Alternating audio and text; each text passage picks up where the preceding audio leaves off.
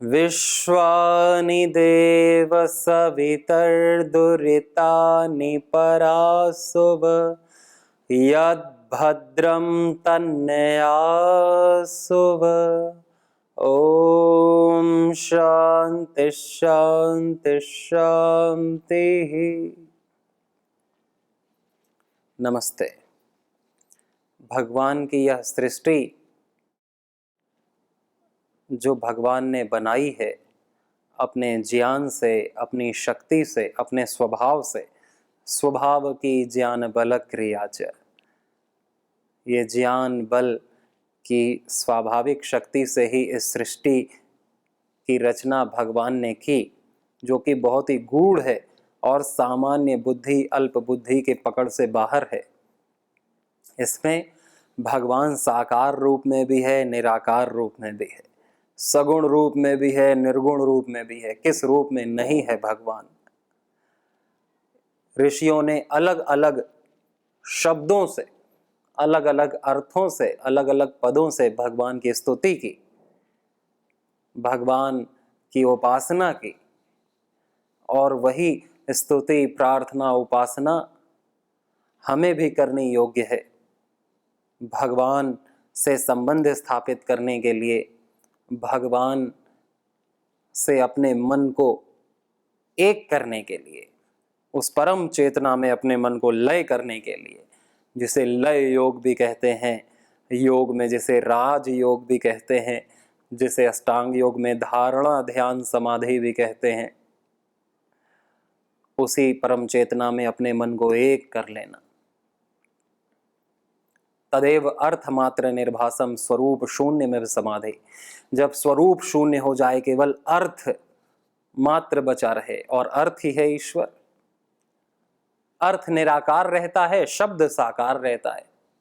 शब्द साकार है और उसका अर्थ हमें नहीं दिखता, अर्थ निराकार है। अर्थ का बस एक प्रकाश होता है दिमाग में।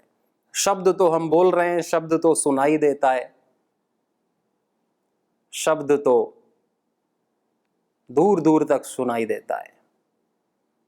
शब्द को हम आकृति बना करके उसे लिखते भी हैं, अर्थ को हम नहीं लिख सकते। इसी तरह जैसे भोजन साकार होता है लेकिन भूख हमारी निराकार होती है, जैसे बिस्तर साकार होता है, हमारी नींद निराकार होती है, जैसे शरीर साकार होता है, आत्मा निराकार होती है, जैसे कि बिजली का खंभा साकार होता है और उसके अंदर दौड़ती हुई जो करंट बिजली है वो निराकार होती है, और इन सब से सूक्ष्म तत्व निराकारतम जो है वो परमात्मा, जो सर्वव्यापक है, जो सबको शक्ति दे रहा है, जो शक्ति की भी शक्ति है, जो शक्ति का भी आधार है, जो शिव है, जो सबका कल्याणकारी है, परम आधार है, उसे कौन भला जान सकता है? उस परम अस्तित्व को तो हम ऋषियों से ही सुनते हैं, उस पर विश्वास करते हैं, आस्था करते हैं, और उस पर अपने मन को लगा करके हम मुक्त हो जाते हैं हर दुख से। आदि दैविक, आदि भौतिक, आध्यात्मिक, हर प्रकार के इस दैहिक दुख से, भौतिक दुख से, भय से, लोभ से, क्रोध से, कामनाओं से, दैवीय दुखों से भी, हर प्रकार के दुख से मुक्ति हो जाती है जब हम अपने मन को लय कर देते हैं ईश्वर में, चाहे ज्ञान से या भक्ति से, कैसे भी। लोके अस्मिन् द्विधा निष्ठा पुरा प्रोक्ता मया नघा ज्ञान योगेन सांख्यानाम कर्म योगेन योगिनाम। भगवत गीता में भगवान ने कहा कि दो निष्ठाएं, एक ज्ञान निष्ठा, एक कर्म निष्ठा। या तो ज्ञान से मुझसे एक हो जाओ सब जानकर, या जानते नहीं, जान सकते नहीं, तो भक्ति से एक हो जाओ, विश्वास करके, मेरे लिए कर्म करके, मुझको परम मान करके। मत परमा मद भक्ता संग वर्जिता, मुझको मान करके, मुझको परम मान करके, मेरे प्रति समर्पित होकर के, मेरे प्रति कर्म करके भक्ति में मुझसे एक हो जाओ। तो उसी एकत्व को प्राप्त करके ही हमारा समाधान होता है, दुखों की अत्यंत निवृत्ति होती है, भय की अत्यंत निवृत्ति होती है, और फिर हम दिव्यता से इस जीवन को जी सकते हैं, उसी तरह जिस तरह सामान्य व्यक्ति जी रहा है। क्रियाकलाप में तो कोई भेद नहीं आता, अंदर से दृष्टि में भेद आ जाता है, आचरण व्यवहार की क्वालिटी में भेद आ जाता है। बाकी भोजन भी करता है योगी, चलता भी है, खाना भी खिलाता है दूसरों को, दान भी करता है, सेवा भी करता है, व्यवसाय भी करता है, अपना कपड़े भी बुनता है, जूता भी गांठता है, सारा काम करेगा जो व्यक्ति कर रहा है, लेकिन उसके भाव अलग होते हैं, उसकी चेतना का स्तर अलग होता है, उसकी समझ अलग होती है। वो ही सामान्य मनुष्य को भक्त बनाती है। और इसी, जब हम उस परम सत्ता के प्रति पूर्ण समर्पित होते हैं, ध्यान से, भक्ति से, तब भगवान का आशीर्वाद हमको सीधा प्राप्त होता है। तब हमारी प्रार्थनाएं भगवान सीधा सुनते हैं, वो प्रार्थनाएं बीच में खोती नहीं। भगवान हमारे लिए अदृश्य नहीं होते। जब हम भगवान का अनुभव करते हैं अपने अंग संग, भगवान ने भी कहा गीता में कि यो माम पश्यति सर्वत्र सर्वम च मयि पश्यति तस्याहम न प्रणश्यामि सच में न प्रणश्यति। जो मुझे हर जगह देखता है अपने मन से, अपने अनुभव से, मैं भी उसे हर जगह देखता हूं। मैं उसके लिए कभी अदृश्य नहीं होता और वो मेरे लिए कभी अदृश्य नहीं होता। तो हम भगवान के लिए कभी अदृश्य ना हो, भगवान हमें कभी भूले नहीं, तो इसके लिए हमें ये एक चीज करनी होती है कि हम भगवान को कभी नहीं भूलें। और भगवान हमें भूल गया तो फिर हमारे जीने का मतलब ही क्या? फिर हम क्यों जी रहे हैं? क्या खाना खाने के लिए केवल, या केवल बातें करने के लिए, या केवल सोने जागने के लिए, या अंगड़ाई लेने के लिए, या घूमने टहलने के लिए? फिर हम क्यों जी रहे हैं? व्यर्थ जी रहे हैं। ईश्वर जब हमें याद रखता है तो हमारे जीने का कोई अर्थ है। जैसे कि पति पत्नी रहती है, पति के साथ पत्नी रहती है, तो पति यदि पत्नी को अपना मानता है, उसे याद रखता है, तो पत्नी को आनंद आएगा, जीने में अच्छा लगेगा। लेकिन पति उस पर ध्यान नहीं देता, उसे अपना नहीं मानता, कभी याद नहीं करता, उसे भूल ही गया कि ये पत्नी है मेरी, तो फिर पत्नी के होने का अर्थ ही नहीं है। इसी तरह पति के लिए भी, इसी तरह किसी भी संबंध के लिए, दो मित्र ही हैं, मित्र मित्र को भूल गया तो फिर वो मित्रता तो खत्म हो गई। लेकिन ये जीवन ही खत्म हो जाता है, ये जीवन ही नष्ट हो जाता है जब भगवान हमें भूल जाता है। और भगवान हमें कब भूलता है? जब हम भगवान को भूल जाते हैं। तब हमारे जीवन में अनिष्ट घटित होता है, हर प्रकार का अनिष्ट घटित होता है। और अनिष्ट घटित होता है तो हम भगवान को स्मरण करने के बजाय हम पता नहीं ज्योतिषों के चक्कर लगाते हैं और अंगूठी पहनते हैं अलग अलग प्रकार की, ग्रहों को बदलने का प्रयास करते हैं, व्यर्थ प्रयास करते हैं। ग्रह कभी नहीं बदलने वाले, असंभव है कि ग्रह बदलकर हम सुखी हो जाएं, हम तृप्त हो जाएं। आजकल कोई सुखी और तृप्त नहीं हुआ है ग्रहों के बदलने से, अंगूठी पहनने से, कोई यंत्र मंत्र तंत्र के अभ्यास से। अगर भगवान जो सबका मालिक है, सबका करता है, जिसकी वजह से ग्रह हैं, जिसकी वजह से रत्न हैं, जिसकी वजह से सारे रंग हैं, रूप हैं, और हम उसे भूल जाएं, तो वो कहता है कि जो मुझे भूल गया मैं उसे भी भूल गया। हालांकि वो हमें जीवन अब पैदा किया है तो सांस तो दे ही रहा है, धरती भी दे रहा है, अन्न भी दे रहा है, संबंध भी दे रहा है।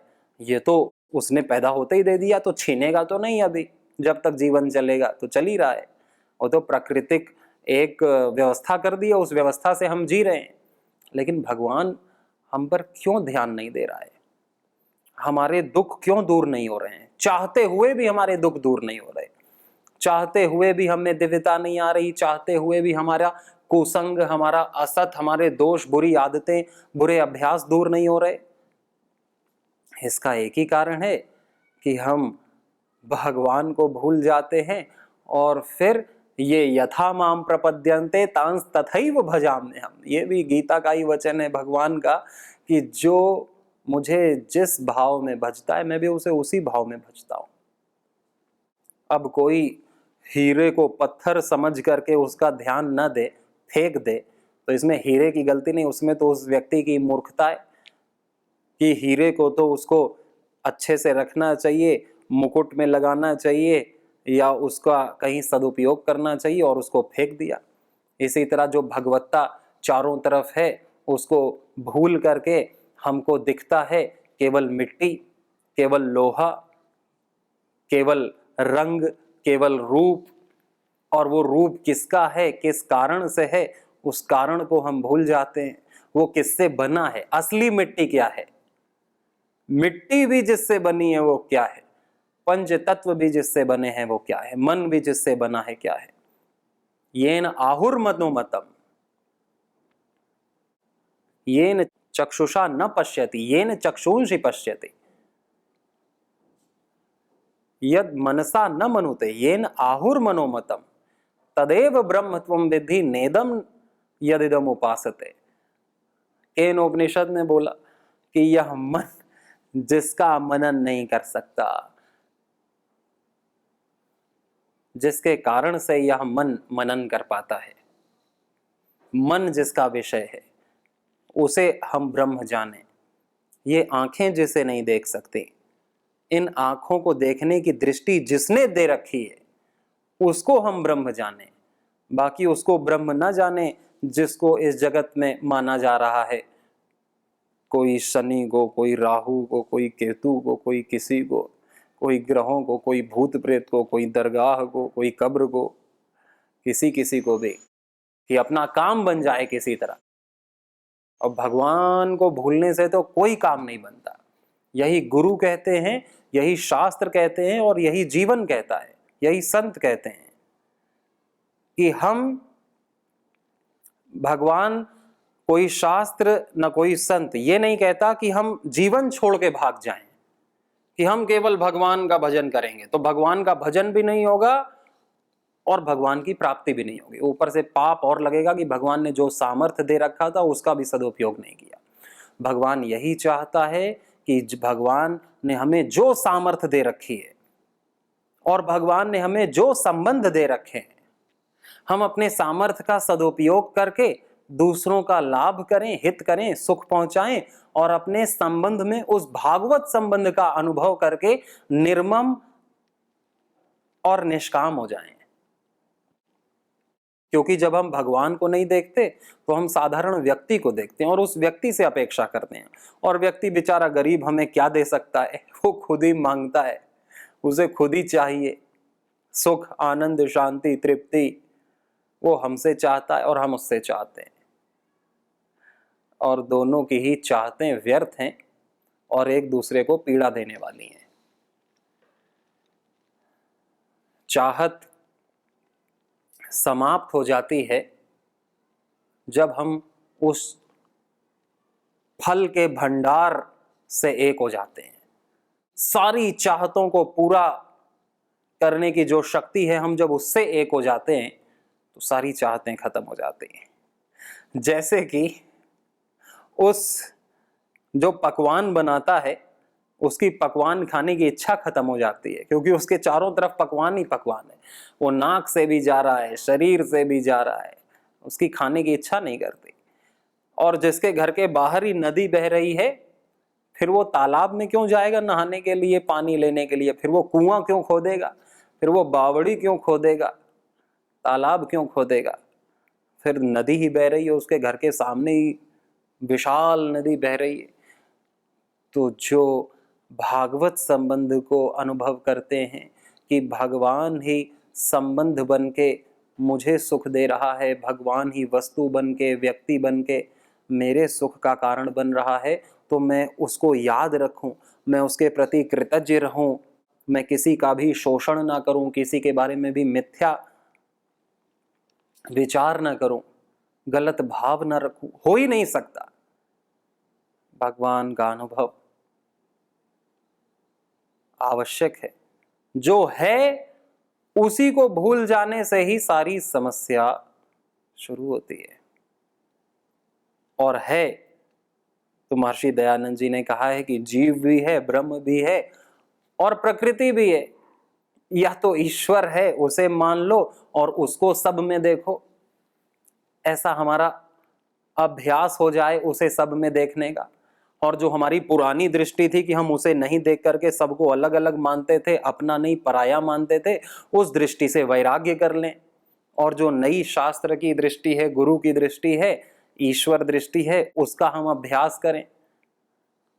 और या तो हम ईश्वर को कोई नहीं भी मानता है तो भी उसका काम चलेगा, कि जो जगत को अपना मानता है, कि जगत को मानता है कि है जगत, तो फिर वो जगत की सेवा करता है, निष्काम सेवा करता है, उदार होता है कि सब कुछ है जगत का दिया हुआ है, मेरा कुछ नहीं है, मेरा कुछ नहीं था, न मेरा कुछ रहेगा।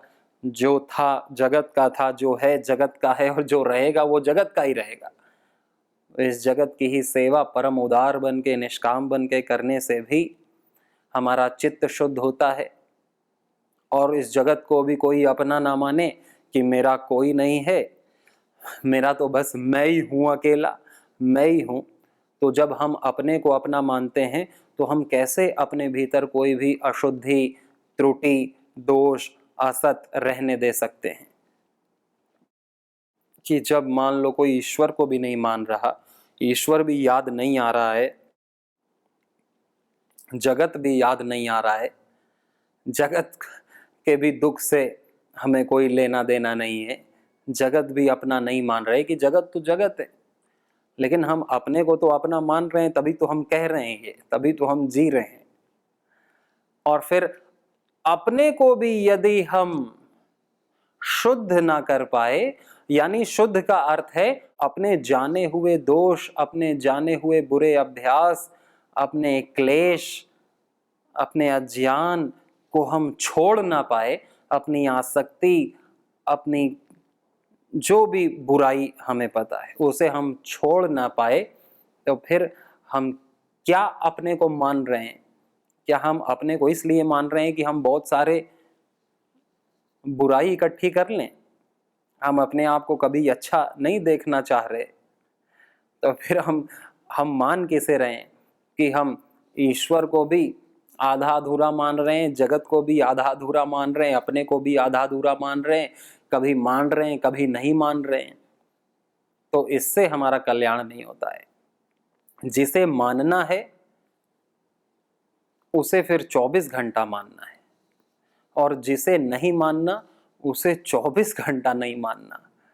और इन तीनों को ना भी माने तो भी कल्याण है। ईश्वर, जगत और जीव, स्वयं को भी नहीं माना तो भी अपने आप समाधि लगेगी कि हम ईश्वर को भी नहीं मान रहे, जगत को भी नहीं मान रहे, स्वयं को भी नहीं मान रहे। मान लीजिए कोई ऐसा भी है जिसकी कोई मान्यता नहीं है, तो कोई मान्यता नहीं है तो चित्त वृत्ति निरोध तो ऐसे ही हो जाएगा अपने आप। फिर तो शुद्धि की जरूरत ही नहीं है, क्योंकि फिर अशुद्धि कहां से आएगी जब हमने माना ही नहीं किसी को। लेकिन ये कि हम मानते हैं तो भी आधा अधूरा, हमारे हर चीज में फिर द्वंद्व पैदा हो जाता है कि है नहीं है, कभी शंका, कभी श्रद्धा, कभी संदेह, कभी विश्वास, कभी विश्वासघात, कभी फिर आस्था, कभी हमें ईश्वर में श्रद्धा हो जाती है तो ईश्वर को फिर भूल जाते हैं। कभी हमें इस जगत की सेवा में रुचि लगती है कि इस जगत की हमें खूब सेवा करनी चाहिए निष्काम, तो फिर कभी कभी इस जगत से हमको सेवा लेने का मन करने लगता है कि ये जगत कुछ थोड़ा ताली तो बजाए, कुछ थोड़ा अच्छे शब्द तो कहे मेरे लिए, मेरी प्रशंसा तो करे। और कभी हमें अपने को एकदम ध्यानी करने का, हमें गीता पाठ करने का, सत्संग सुनने का और ध्यान करने का मन करता है, तो कभी अपने आप को खूब सारी अशुद्धि से, कामनाओं से, बुराइयों से भर लेते हैं हम अपने आप को ही। तो हम किसी भी तत्व को कभी मानते हैं और कभी भूल जाते हैं। इतनी कम हमारी बुद्धि होती है कि यह बुद्धि धारण नहीं कर पाती है, एक तत्व को भूल जाती है। तो इसी बुद्धि से तो काम चलाना है, और बुद्धि, यही बुद्धि बढ़ सकती है। ये नहीं कि एक बार जो बुद्धि मिल गई फिर वही रहनी है और फिर घटनी है। और इस बुद्धि को बढ़ाया जा सकता है सात्विक स्मरण से, केवल और केवल स्मरण से, कि जिस भी तत्व को हम मानते हैं, और तीन ही तत्व हैं, या तो ये जगत, या तो ईश्वर, या तो मैं। और वेदांत तो कहता है ईश्वर ही ईश्वर है। और कोई भोगवादी भी है, यानी कि कोई भौतिकवादी भी है, भोगवादी तो नहीं, कोई भौतिकवादी भी है जो ईश्वर को नहीं मानता, तो वो तो इतना मानता है कि जगत ही जगत है। या कोई भौतिकवादी भी नहीं है, ईश्वरवादी में नहीं, तो वो इतना मानेगा कि मैं हूं। कोई त्रैतवादी हो तो तीनों को मानेगा या एक को मानेगा। तो जिसको हम मानते हैं उसकी स्मृति बने रहना, उसकी स्मृति बने रहने से फिर हमसे दोष नहीं होता। हम अपने को भूल जाते हैं, आत्महीन हो जाते हैं, और फिर अपने स्वरूप को ही हम भूल गए तो फिर क्या होता है?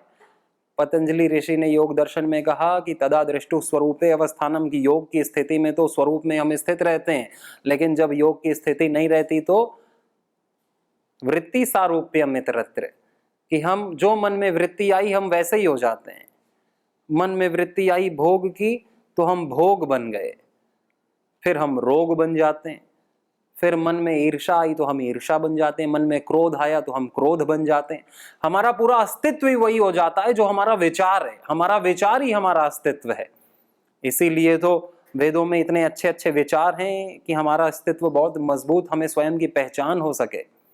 हम आईना देखते हैं तो स्वयं को पहचान लेते हैं, वैसे वेद एक आईना है, एक ज्ञान का आईना है जो हमें आत्मा का दर्शन करा देता है कि मैं शुद्ध आत्मा हूं। तो इसी हमारे मन में हमारी स्मृति बनी रहे, जिसे भी हम मान रहे हैं कि चलो ये हम मानते हैं और हम अपनी मान्यता नहीं छोड़ेंगे, और ये हमारी स्मृति अब हमें बनी रहेगी। इसी स्मृति को बनाए रखना, इसी को अभ्यास कहते हैं, इसी को एकाग्रता कहते हैं, इसी को ध्यान, जप, अवेयरनेस, पाठ, सत्संग, इसी को कहते हैं कि जो है उसे हम मान रहे हैं और फिर प्रतिपल मान रहे हैं, उसे हम भूल नहीं रहे। और फिर यही साधना अभिव्यक्त होती है अपने आप जब हम सत्संग करते हैं, और सत्संग करने से कोई भी बुराई हमारे आसपास भी नहीं फटकती, और फिर साधना की अभिव्यक्ति स्वतः होती है, ईश्वर की प्राप्ति स्वतः होती है, गुरु तत्व की सिद्धि स्वतः होती है। सभी को बहुत सारी शुभकामनाएं। नमस्ते।